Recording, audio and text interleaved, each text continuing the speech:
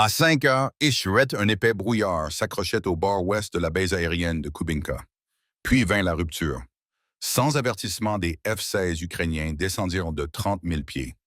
Flanqués d'une vague d'éclaireurs robotiques et d'infanterie sur moto tout-terrain, chargeant depuis les lignes d'arbres à près de 9 miles de distance. Deux missiles Toku s'écrasèrent sur des hangars renforcés, déchiquetant des Yak-130 garés.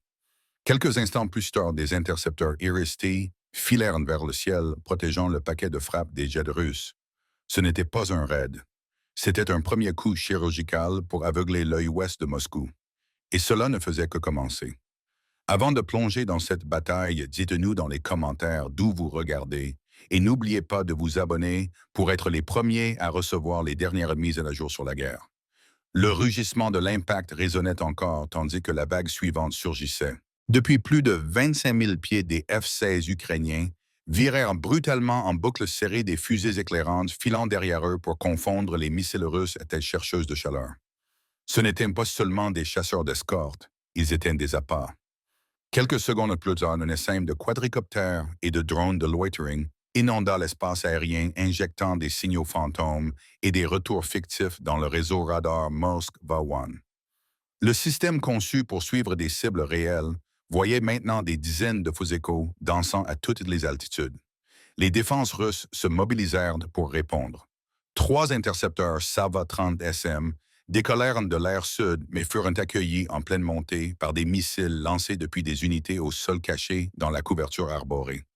Le ciel devint un chaos de panaches de traînées entrecroisées. Des balayages radars cherchant désespérément la clarté. Pendant ce temps, en bas des hélicoptères Mi-8 se glissèrent derrière le couvert de nuages de brouillage. Volant au ras du sol, ils filèrent à quelques pieds au-dessus des barrières de piste, déployant des robots de reconnaissance de la taille de valise sur les couloirs de service de la base. Ces unités autonomes s'accrochèrent immédiatement aux murs aux conduites d'air et aux joints de béton, transmettant des renseignements cartographiant les mouvements marquant les cibles. En 4 minutes, le poste de commandement de la piste, un centre nerveux clé pour lancer des sorties, fut mis hors ligne par une frappe de micromissiles précise. Les lumières sur le tarmac vacillèrent, les signaux de taxi s'éteignirent, et pendant un moment, la réponse de Kubinka se figea. Mais l'Ukraine savait qu'il ne fallait pas célébrer trop tôt. Les Russes n'avaient pas encore épuisé leur coup. Pas encore. Le silence après la coupure de la piste ne dura pas. Moins de 5 minutes plus tard, la Russie riposta durement. Depuis des batteries cachées à l'est de la base, une volée de missiles de croisière s'arqua vers le ciel visant les points de lancement présumés des systèmes iriso-ukrainiens. Simultanément, des canons anti-aériens le long du périmètre s'allumèrent, crachant de la flaque dans le ciel bas. Les Russes ne faisaient pas que réagir, ils essayaient de creuser une brèche de feu à travers l'assaut. Derrière ce rideau de fer, les forces au sol se déplacèrent rapidement. Des dizaines de véhicules de combat d'infanterie BMP-23 sortirent en formation serrée, flanqués de robots de déminage Urani-6, fouillant les zones d'explosion à la recherche d'infiltrés ukrainiens. Leurs tourelles balayaient avec urgence, tirant des rafales d'avertissement sur chaque ombre. L'objectif était clair, rétablir le contrôle balayé et sceller la brèche, mais l'Ukraine s'était déjà adaptée. L'infanterie motorisée sur moto tout-terrain légère et rapide surgit à travers le No Man's Land fragmenté. Ils n'attaquaient pas de front. Ils zigzaguaient entre les cratères d'obus et le béton brisé, suivant les signaux de drones aériens qui peignaient des voies sécurisées et marquaient les pointes d'embuscade. Ces motos n'étaient pas de la cavalerie, elles étaient des fantômes. Puis vint l'acier. Des chars T-64 BV plus anciens mais toujours brutaux émergèrent non en peloton, mais en paires de chasseurs-tueurs avançant en parallèle depuis des flancs opposés. Ils ne naviguaient pas à vue. Ils étaient guidés à distance par des robots de reconnaissance souterrains qui s'étaient infiltrés plus tôt à travers les anciens tunnels d'eau pluviale de Kubinka. Ces unités à 4 pattes équipées de capteurs sismiques et thermiques fournissaient des données positionnelles constantes aux équipages des chars. Le résultat des chars qui semblaient savoir exactement où tourner, quand tirer et quoi éviter. Tandis que les tirs d'armes résonnaient contre les murs des hangars et que les drones peignaient des cibles infrarouges sur les toits, le champ de bataille se transforma en une équation brutale. Vitesse contre blindage et instinct contre algorithme. Les véhicules russes tiraient par vagues, mais peinaient à suivre ce qu'ils ne pouvaient pas voir. Les unités ukrainiennes frappaient vite et disparaissaient plus vite encore. Le périmètre extérieur, autrefois solide de Kubanka, ressemblait maintenant plus à une passoire qui fuyait et aucune quantité d'acier ne semblait suffisante pour la boucher. Au moment où les Russes réalisèrent qu'ils ne tenaient plus le front, mais étaient canalisés plus profondément, une autre brèche avait déjà commencé à s'ouvrir. Tandis que le périmètre extérieur pliait et que les BMP russes combattaient à l'aveugle dans des voies encombrées de débris, l'Ukraine passa à trancher la tête. La mobilité leur avait gagné le terrain, mais le contrôle leur gagnerait la base. À 5h38, un véhicule mobile de guerre électronique ukrainien, garé en position camouflée à Quart Miles au sud-ouest de Kubinka, s'activa. Opéré par une unité cyberélectronique spécialisée, il commença à brouiller les réseaux de relais russes cryptés, visant les liaisons montantes entre les forces au sol et les batteries de défense aérienne. Depuis les airs, un groupe d'émetteurs montés sur drones s'activa. Chaque quadricoptère portait des tableaux de spoofing réglés pour imiter les protocoles de commandement et de contrôle russes. En quelques secondes, de faux ordres inondèrent plus de 30 canaux redirigeant les tirs, arrêtant les frappes aériennes, brouillant les données de ciblage. Les équipages russes isolés par le brouillard de la guerre électronique opéraient maintenant à vue seule. La coordination mourut remplacée par des tirs de défense ponctuels paniqués et des mouvements non synchronisés. L'Ukraine ne gaspilla pas la fenêtre. À exactement 5h42, un missile Toshka-U modifié avec un module de surcharge de chercheurs radar fut lancé depuis un site de lancement distant. Il parcourut à peine 20 miles en volant bas entre des lignes d'arbres, puis surgit pour le ciblage final, son objectif la tour de coordination centrale de Kubinka, un hub renforcé contrôlant les lancements de sortie, la synchronisation radar et les commandes de réponse intégrées. La frappe fut chirurgicale. Une seule ogive perça la coque supérieure, déclenchant une détonation interne qui engloutit le rack de communication de la tour. En quelques secondes, une fumée noire s'enroula à 300 pieds dans les airs, sa colonne s'élevant comme un signal de fusée de collapse. L'effet fut instantané. Dans les secteurs intacts par les forces au sol ukrainiennes, les tirs défensifs russes s'arrêtèrent abruptement. Les batteries SAM s'éteignirent. Les tourelles automatiques tournèrent au ralenti. Le personnel radio en vain ne recevant aucune liaison montante, aucune surveillance, aucun ordre. Ce qui avait été un périmètre dur devint une série d'îles isolées. Chaque unité incertaine de qui était encore en vie ou de ce qui était réel sur la carte. Et l'Ukraine savait qu'avec la tête coupée, le corps se débattrait, mais il ne pourrait plus combattre en rythme. La chaîne de mort n'était pas seulement brisée, elle avait été réécrite. Avec la tour de coordination en flammes et les communications à travers Kubinka, défaillant secteur par secteur, la Russie se mobilisa pour reprendre le contrôle par la force brute. 20 et certains des plus avancés du Kremlin sortirent en formation serrée de 4 véhicules depuis des bunkers renforcés près de la clôture sud. Leurs ordres étaient simples. Rétablir une ligne, n'importe quelle ligne. Au-dessus des avions d'attaque légers Yak-130 hurlèrent depuis l'Est armé de bombes à fragmentation, à explosion aérienne, destinées à nettoyer l'infanterie ukrainienne des points d'entrée présumés. Mais il y avait un problème. La carte numérique ne fonctionnait plus. Le réseau de guerre électronique ukrainien avait fait plus que brouiller les liaisons montantes. Il avait brouillé entièrement le maillage GPS. Les systèmes de navigation russes scintillaient avec de fausses coordonnées géographiques. Des images de drones d'observateurs ukrainiens capturèrent le résultat d'ET-90M pivotant et tirant dans un champ de carburant ouvert martelant des réservoirs de carburant qui avaient déjà été évacués 1 heure plus tôt. Un Yak-130 largua sa charge directement sur une signature thermique leur. Un tas de ferraille en feu installé par une équipe de reconnaissance ukrainienne des heures plus tôt. Au sol, des traînées fantômes commencèrent à se déplacer. Les équipes électroniques ukrainiennes avaient parsemé le champ de bataille de réflecteurs de signaux mobiles déplaçant constamment la position de fausses cibles sur les capteurs russes. Des bombes fumigènes recouvrirent le terrain distordant les lectures thermiques. Depuis le brouillard, des éclaireurs robotiques à 4 pattes et à profil bas rampèrent en avant, transmettant des scans thermiques et audio aux équipes d'infanterie ukrainiennes, suivant à seulement 20 pieds derrière. Ces soldats ne se précipitaient pas, ils traquaient. Dans le gris distordu du brouillard radar, ils utilisaient des signaux manuels et des combes maillés silencieux se déplaçant derrière des chars ennemis qui ne pouvaient pas les entendre, ne pouvaient pas les voir et ne savaient plus quelle direction était de l'avant. Depuis les airs, les Yak 130 ne voyaient rien d'autre que des ombres et des échos thermiques. Au sol, les commandants de T-90M appelaient une surveillance qui ne vint jamais. La réalité s'était scindée. Kubinka n'était pas seulement prise, elle était réécrite. Un signal, un capteur, une fausse ombre à la fois. Et au moment où les forces russes réalisèrent qu'elles ne poussaient pas dans un piège ukrainien, mais erraient à travers l'un d'eux, il était déjà trop tard pour faire demi-tour. À 6h10, les tirs de chars russes avaient ralenti jusqu'à un rampement. Ce qui restait de leur ligne était désorienté, fragmenté, et opérait sur l'instinct pur, et l'Ukraine était prête à en finir. À 6h13, la phase finale commença non avec une charge de chars, mais avec du code et de la coordination depuis derrière les lignes d'arbres avancées, un réseau de robots de reconnaissance. À 4 pattes guidés thermiquement, chacun plus petit qu'un sac de voyage rampèrent dans les poches de résistance finale. Leur système de guidage était basé sur laser crypté et immunisé contre le brouillage électronique. Une fois en position, ils peignirent des cibles précises sur les abris ennemis et les hubs logistiques. Quelques secondes plus tard, des drones kamikazes plongèrent depuis l'altitude.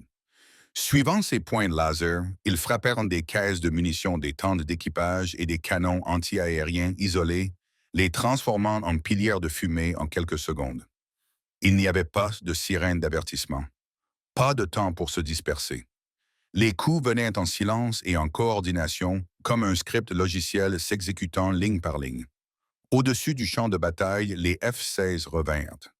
Cette fois portant des GBU-39 à faible dommage collatéral, des bombes de petit diamètre conçues pour la précision.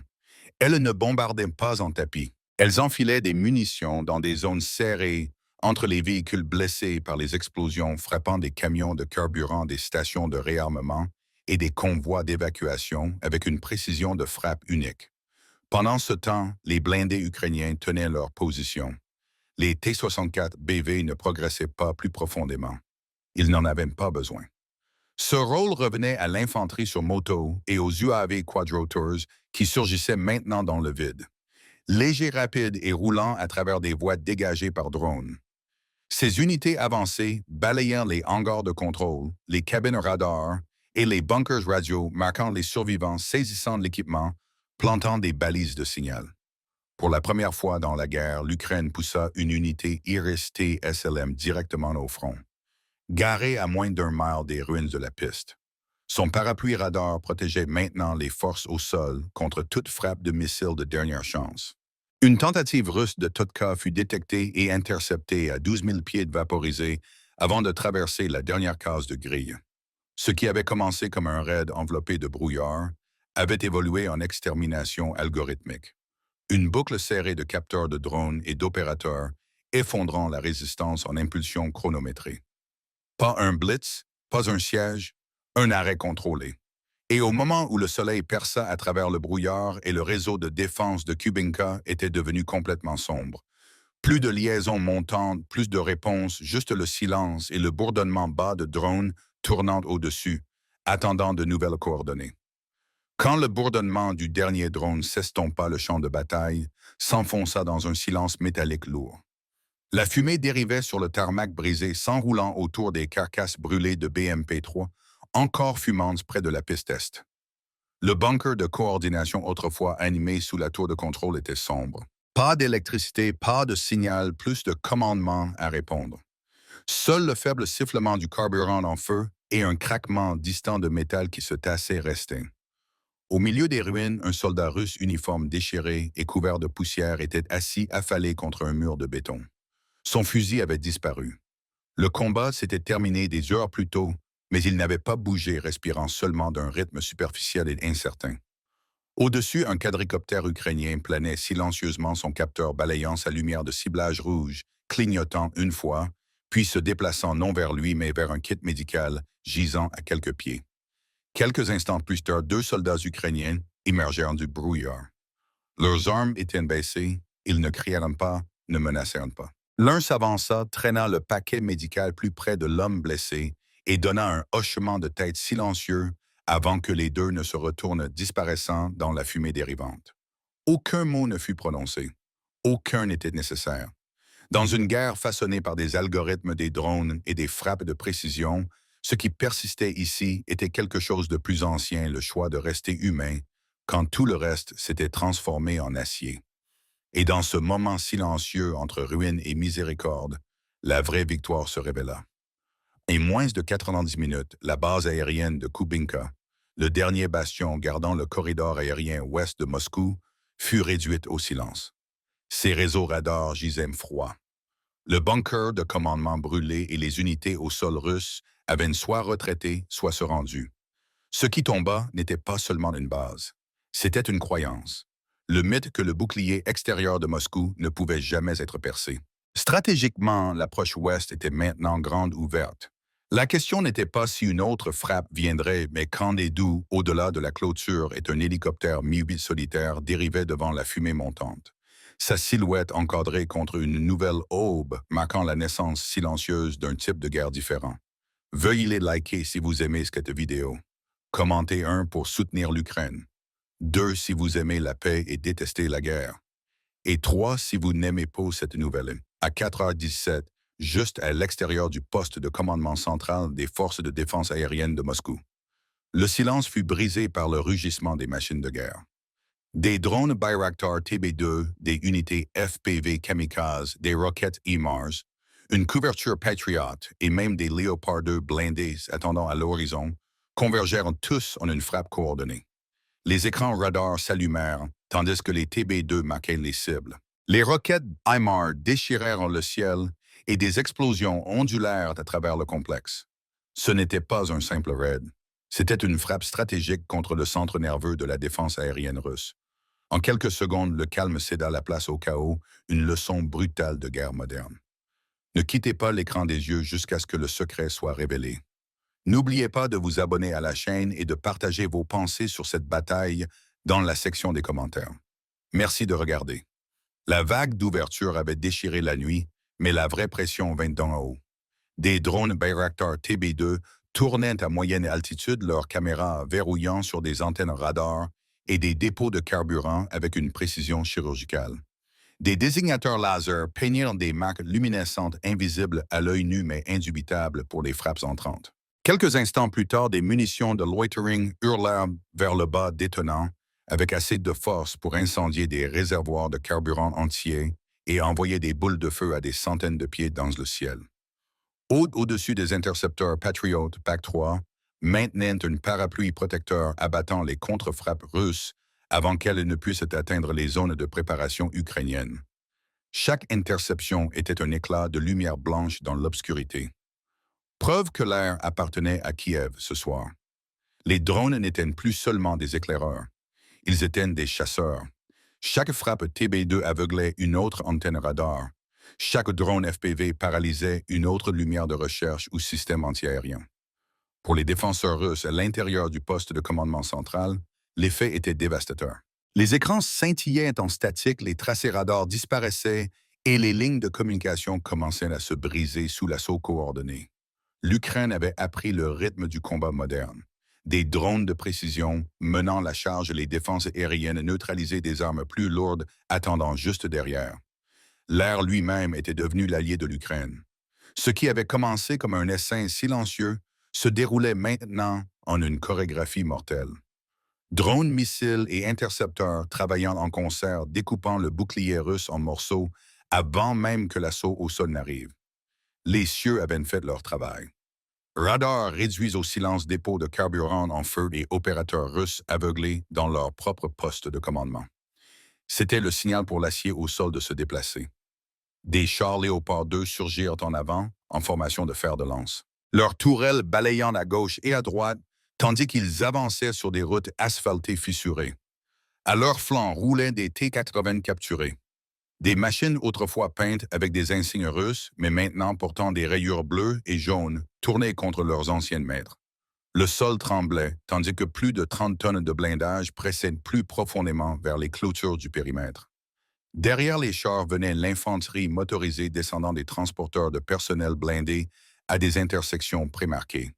Ils se déplaçaient rapidement pour sécuriser les points d'étranglement, nettoyant les ruelles étroites et les égouts, qui pouvaient être utilisés pour des embuscades.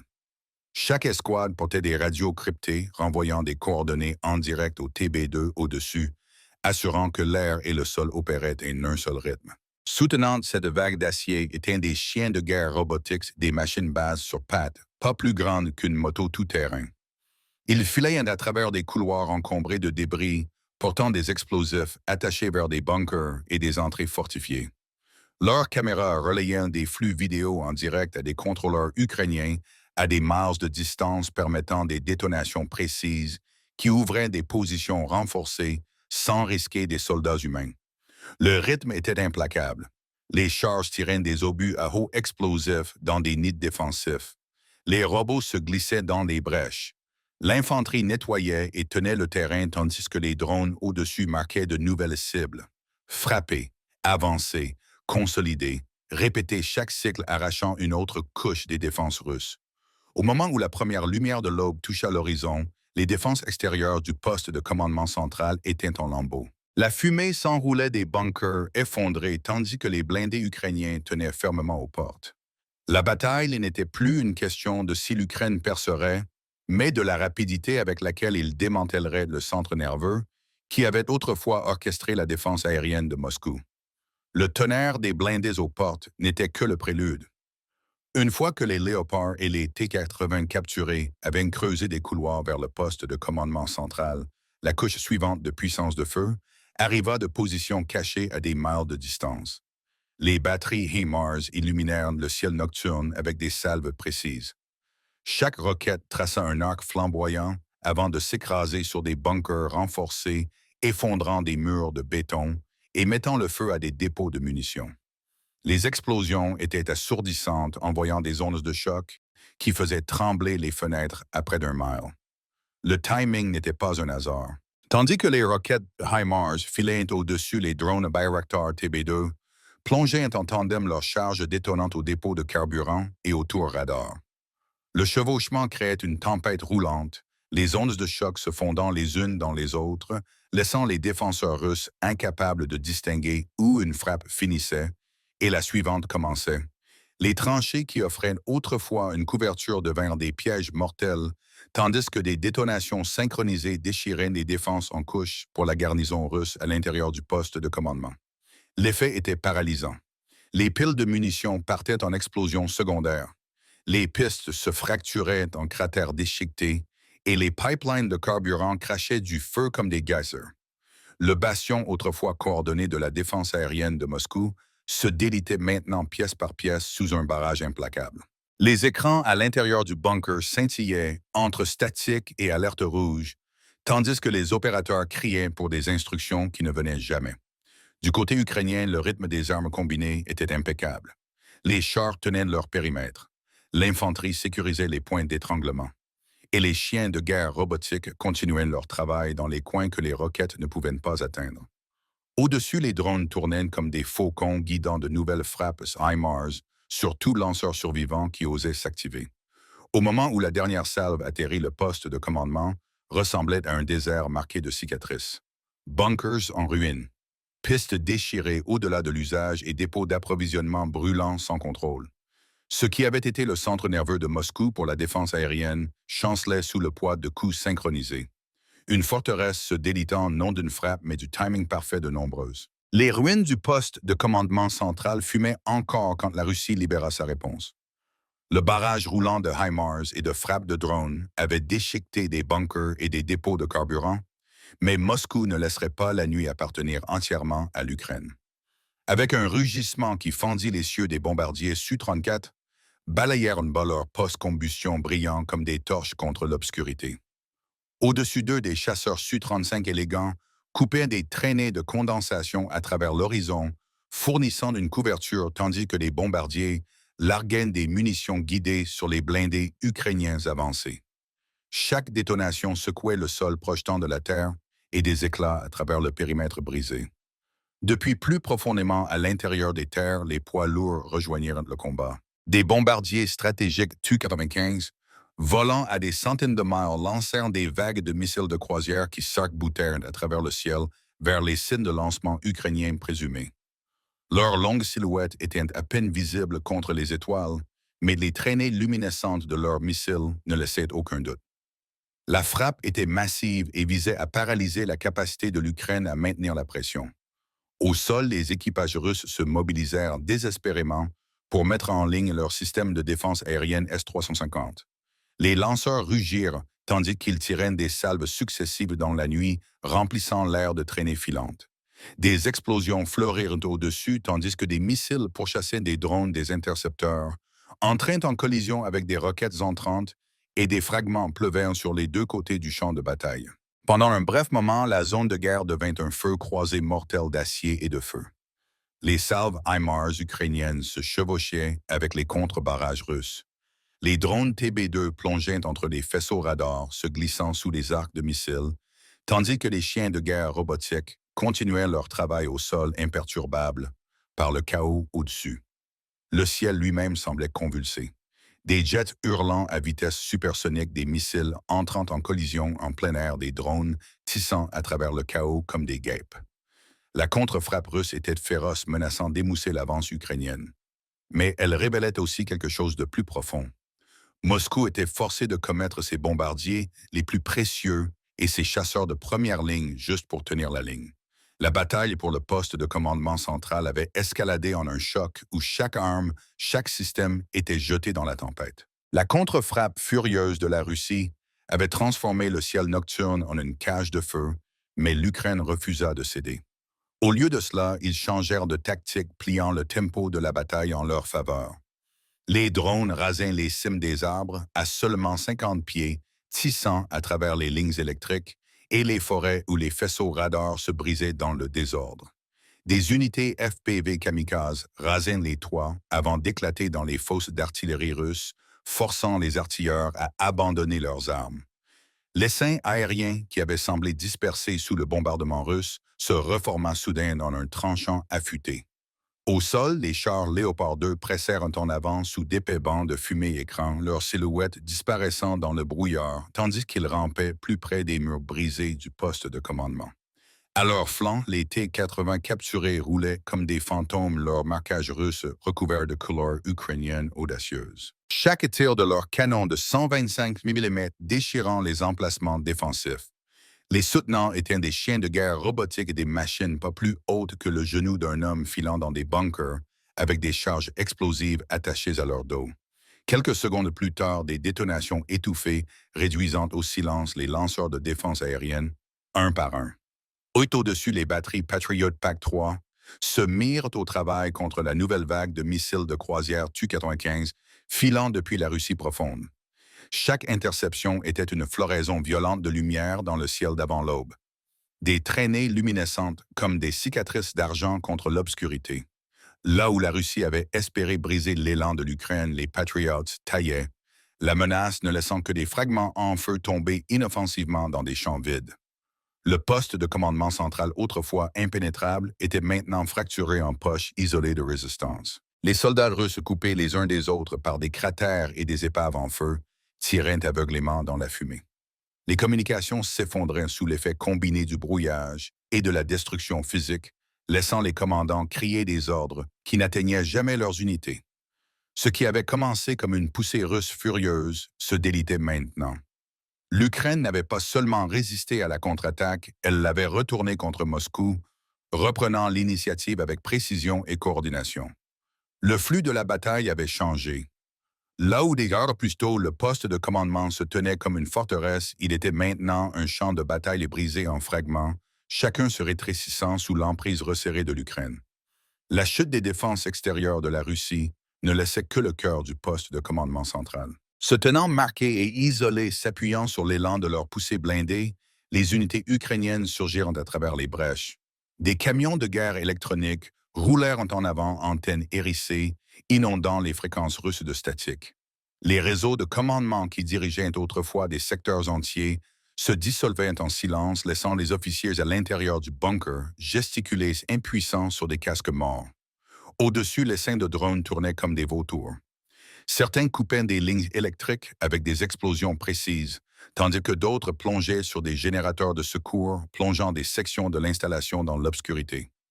Le bourdonnement régulier des machines qui alimentaient autrefois le réseau de défense aérienne de Moscou céda la place à un silence étrange brisé seulement par le crash de murs qui s'effondrait. Avec les dépôts d'approvisionnement en feu et les écrans radars s'estompant en noir, l'effondrement se déroulait en temps réel. Les équipages russes coupés et aveuglés tiraient sporadiquement dans une fumée qui ne cachait rien d'autre que leur propre peur. Pendant ce temps, l'infanterie ukrainienne avançait méthodiquement, nettoyant pièce par pièce jusqu'à atteindre la tour de communication brisée au centre. Quand le drapeau bleu et jaune fut hissé sur les ruines, cela marqua plus qu'une victoire. C'était le moment où le centre nerveux de la défense aérienne russe changea de main. La forteresse était devenue un tombeau de silence. Avec la tour de communication brisée et le drapeau ukrainien levé, le sort du poste de commandement central était scellé. La structure tenait encore en béton et en acier, mais son sang vital, le commandement et le contrôle, avaient disparu. Stratégiquement, le réseau de défense aérienne ouest de la Russie s'effondra, laissant les unités aveugles et forcées de combattre en isolation.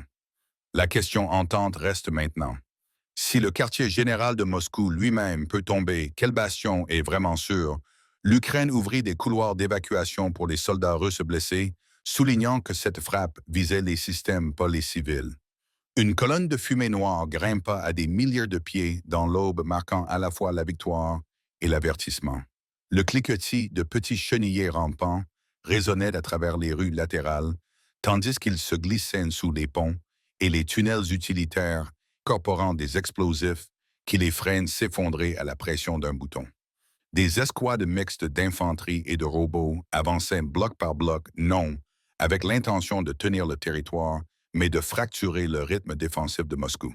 Des soldats portant des roquettes à épaules et des fusils supprimés se déplaçaient maison par maison, tandis que des rampants robotiques exploraient les intersections devant. Là où des patrouilles russes apparaissaient, une combinaison de drones descendant d'en haut et de robots détonnant au niveau de la rue les forçait à reculer dans la confusion. À 5h00, l'anneau de blindés d'infanterie et de machines s'était refermé à quelques centaines de yards du mur extérieur de l'état-major général. Chaque rue devenait un piège. Chaque bâtiment une position de tir, chaque ruelle piégée avec des charges cachées. La bataille aérienne au-dessus rageait encore, mais maintenant, le combat au sol pressait directement dans le centre nerveux russe. La frappe n'était plus distante. Elle frappait aux portes fortifiées de Moscou. La poussée blindée dans les rues avait forcé les défenseurs russes à diviser leur attention. Mais la vraie fracture vint dans la guerre invisible au-dessus de leur tête. Tandis que les T-72 et l'infanterie pressaient à quelques centaines de yards des murs de l'état-major, les planificateurs ukrainiens libérèrent le coup suivant. Des drones kamikazes de précision visaient non les soldats, mais les yeux électroniques de Moscou. Volant à peine à 100 pieds au-dessus des toits des drones UJ-26, filant à travers les canyons urbains guidés par des systèmes inertiels et des balises optiques. Leur charge était petite, 50 à 70 livres d'explosifs puissants, mais leur cible était choisie avec un soin chirurgical. La première vague plongea dans les stations de distribution d'électricité alimentant les unités radar Thomas L6. L'explosion ne renversa pas les antennes, mais elle sectionna des câbles et retarda le flux de courant. Pour un équipage radar, cela signifiait 2 ou 3 secondes d'écran vide. Dans un combat mesuré en millisecondes, ces secondes étaient mortelles. Ces secondes étaient mortelles. Ces secondes étaient mortelles. Ces secondes étaient mortelles.